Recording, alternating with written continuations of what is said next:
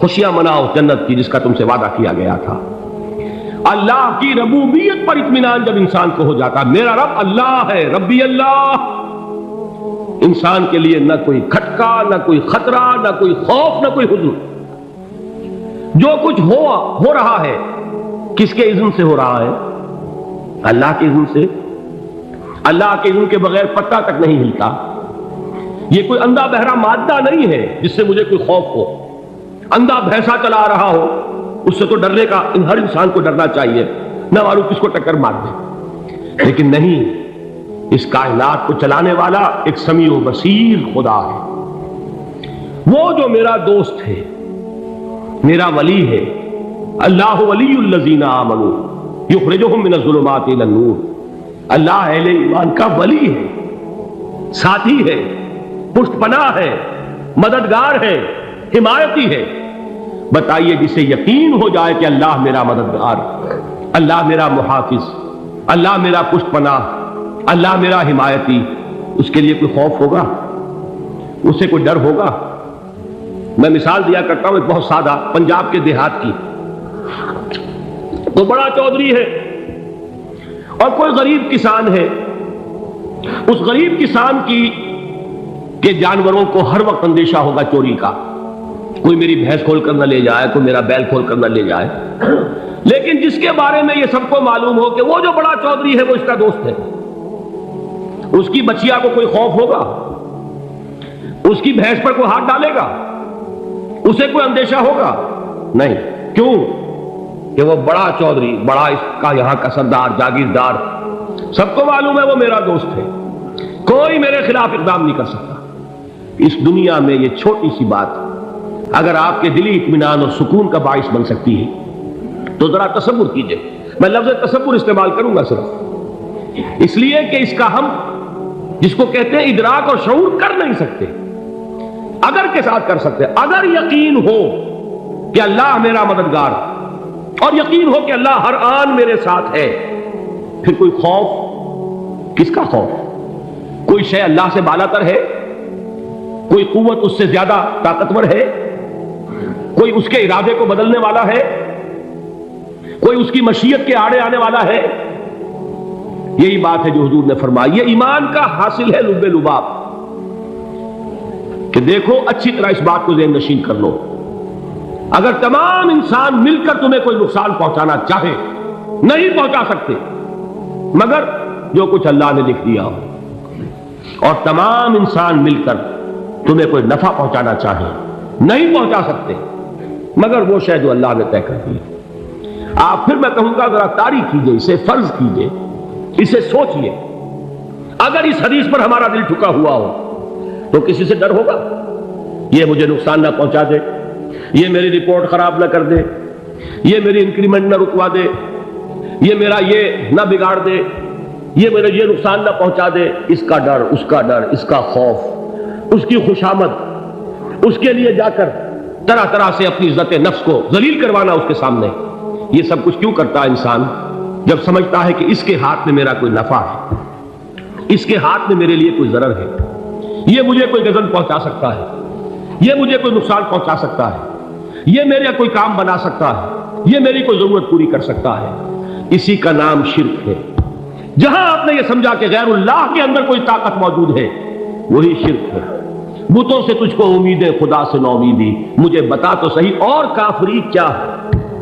شرک تو یہ ہے جس پر بھی تمہیں یہ خیال ہے، کلمہ ہے یہ کلمہ سوم، لا حول ولا قوت الا باللہ، ذرا اس پر دل کو کبھی اگر آپ تصور کریں، پھر فرض کریں، دل ٹھک جائے اس پر، کوئی طاقت نہیں۔ یہی بات تھی جو شیخ عبد القادر جیلانی رحمۃ اللہ علیہ نے اپنی وصیت میں اپنے بچے سے کہی۔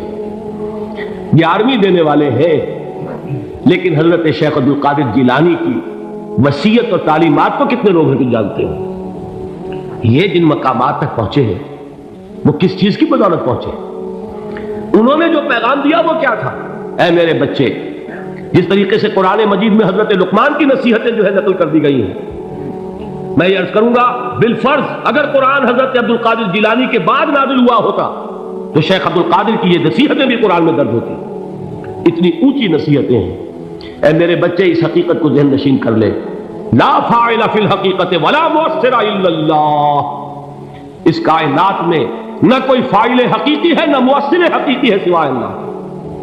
کسی شے میں کوئی تاثیر نہیں اگر اللہ نہ چاہے، آگ جلا نہیں سکتی اگر اللہ نہ چاہے، پانی ڈبو نہیں سکتا اگر اللہ نہ چاہے، زہر ہلاک نہیں کر سکتا اگر اللہ نہ چاہے، کوئی چیز فائدہ نہیں پہنچا سکتی اگر اللہ نہ چاہے۔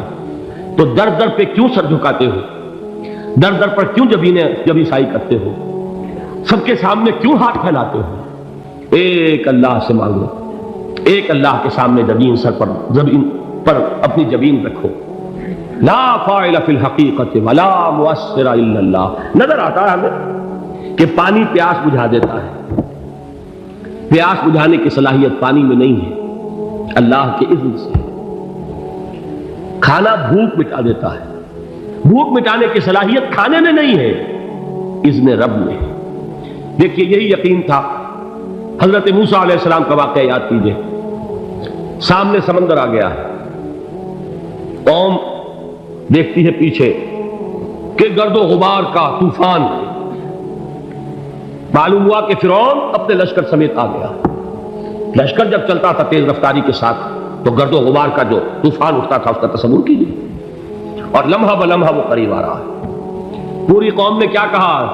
اے موسیٰ انا لمدرکون، اے موسیٰ ہم کو پکڑے گئے۔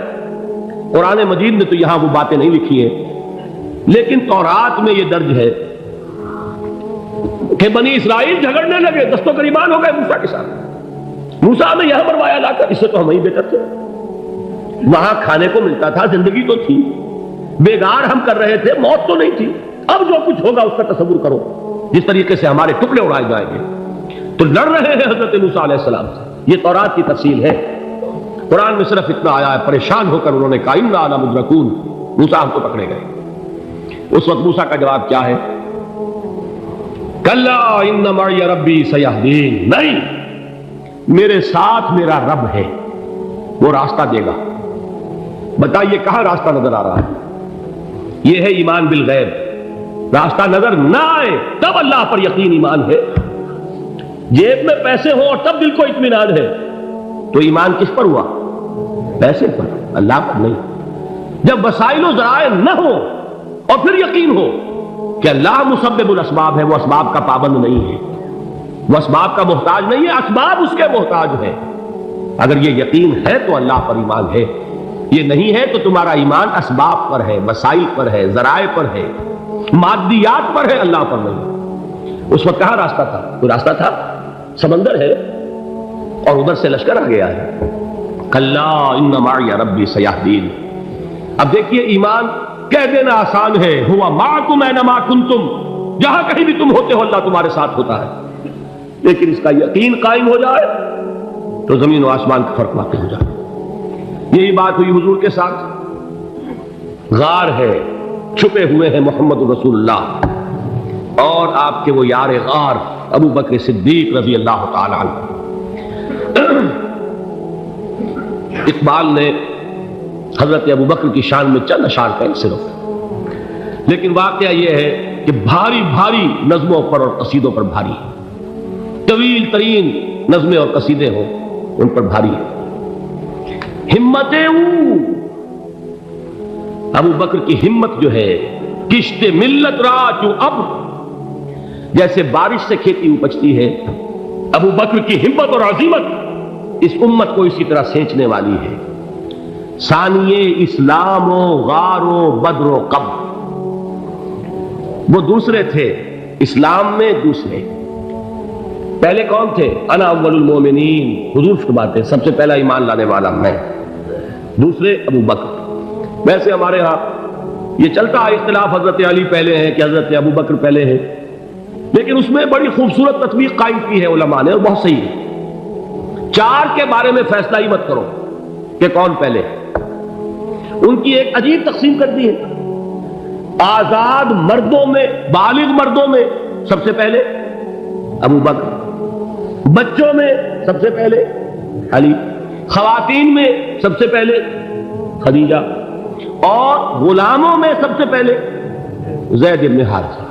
بڑی پیاری تقسیم ہے، یہ چاروں ہی پہلے ہیں، ہر ایک کے لیے اولیت ہے۔ اور واقعہ یہ ہے کہ اگر زمانی اعتبار سے تعین ہوگا تو پہلے خدیجۃ الکبریٰ آئیں گی رضی اللہ تعالی عنہ، کسی اور سے بات کرنے کی نوبت بعد میں آ سکتی ہے، پہلے تو اہلیہ محترمہ سے بات ہوئی، آتے ہی پہلی وحی ہوئی ہے، ابھی تبلیغ کا حکم نہیں تھا، کس کو بتایا واقعہ؟ ابھی اپنی نبوت کی تبلیغ کا تو حکم ہی نہیں آیا، واقعہ کس کا ہے؟ وہ خدیجہ کا ہے۔ جب کہا ہے کہ خشیت علی نفسی، مجھے اپنی جان کا اندیشہ ہے، تو کیا جواب دیا خدیجہ نے رضی اللہ تعالی عنہا؟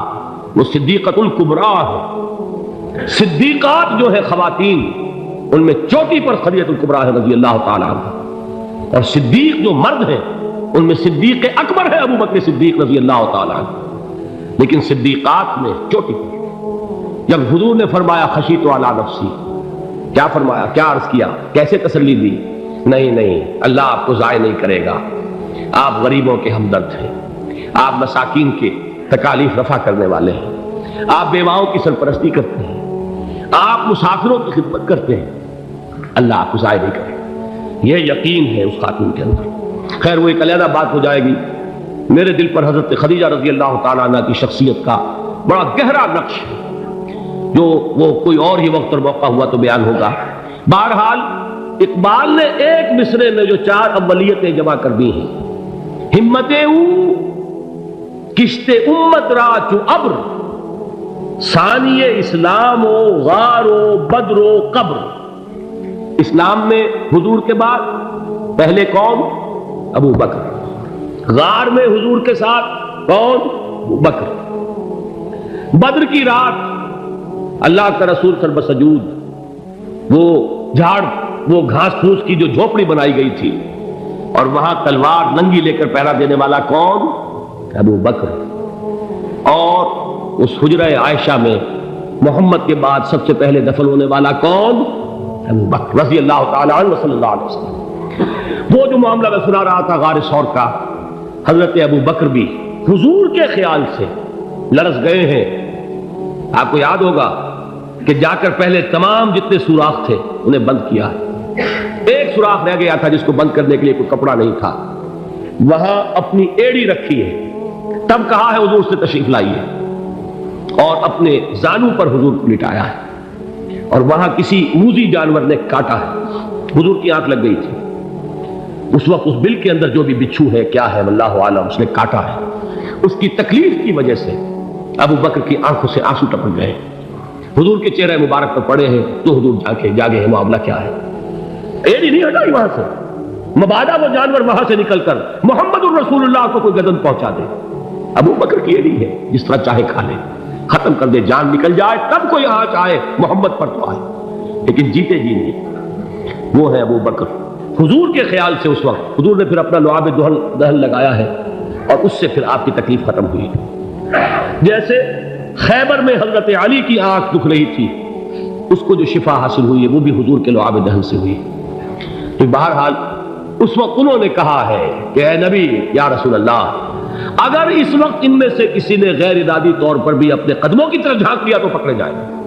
کیا جواب تھا اللہ کے رسول کا؟ لا تحزن ان اللہ معنا، اللہ ہمارے ساتھ ہے، کیوں گھبراتے ہو ابو بکر؟ یہ ہے ایمان باللہ، میرا مالک اللہ، میرا رازق اللہ، میرا محافظ